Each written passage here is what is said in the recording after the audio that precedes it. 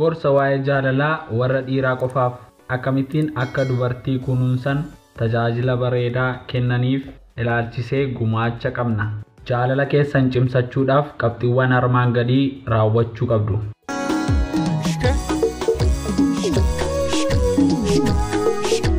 Inni tokkoffaa harka lamaan keetiin harka lamaan ishee qabadhu. Fuula ishee keessa ilaalaa wajjin haasa'e.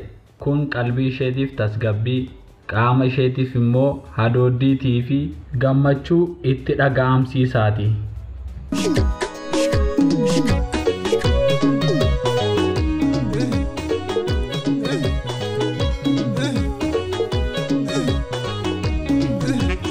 Qabxiin lammaffaan rifeensa ishee kan fuulduratti as deebi'ee jiru harka keetiin gara duubaatti achi deebisiif. Kun hawwii fi bareedina isheen siif qabdu ishee keessatti akka miira'ee lalisu taasisaati.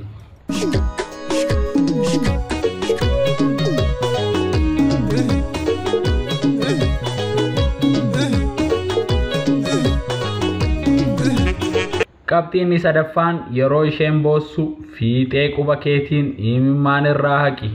Kun akka gaariitti akka isheen siif rifattu agarsiisaati.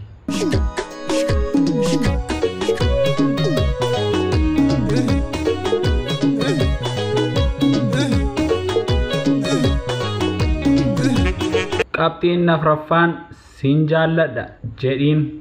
Jechi sin jaalladha jedhu kun yoo isheen kan aartee jirtu ta'ellee dafee keessatti waan galmaa'uuf tasa osoo hin yaadiin aarii san dagattee daftee deebi'ii bareedduu siif deebisti.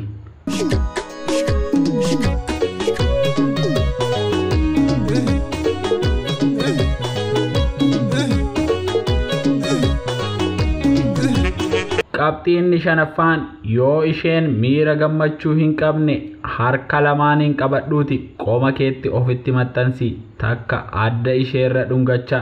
Yaa bareedduu tiyya maaluma narraa taatee jedhi gaafadhu. Nama isheef rifatu si malee waan hin qabneef.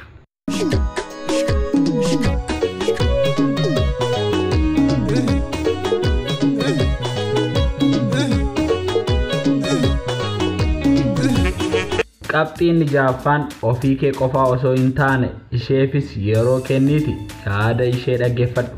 Yaadni isheen kennite akka si biratti fudhatama argate gammachuun itti seeqa.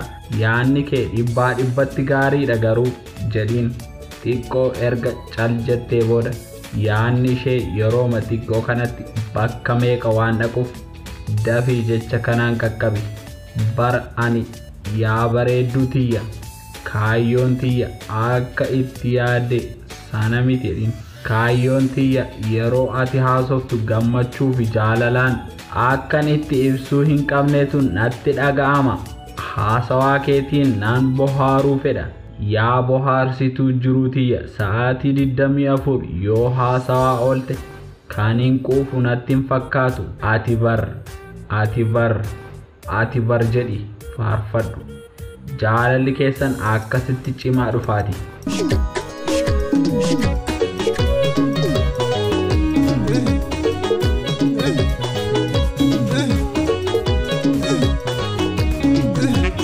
Qabxiin torbaffaa fi inni bohaarsaan dhumarratti dubartiin amalli ishee akka daa'imaa waan ta'eef hogguu ati magaalaa deemtee dhuftu harka si ilaalti waan ta'eef harka duwwaa ittiin galin. Dhabdullee chokkoleeta bitii gali gammachuuf fuula bareedaa kenniif.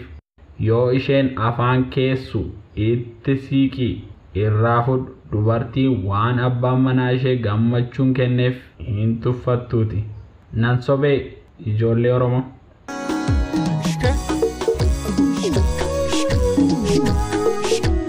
Kabajamtoota maatiiwwan Oromiyaa kiyyaa waan amma yoonaatti nu waliin turtanii nu dhaggeeffataniif galatoomaa jecha qophii birootiin hanga walitti deebinutti nagaan nuuf tura. Subscribe gochuu hin dagatinaa.